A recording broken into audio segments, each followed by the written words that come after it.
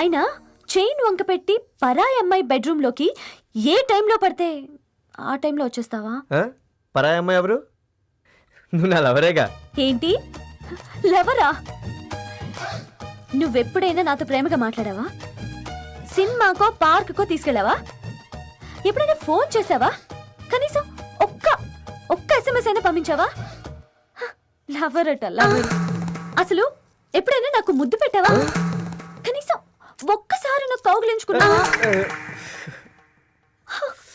అబ్బో మగాడు సిగ్గుపడుతున్నాడు.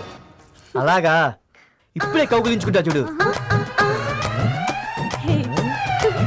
రావయ్యా, ఇక్కడెవరు లేరు. అమ్మో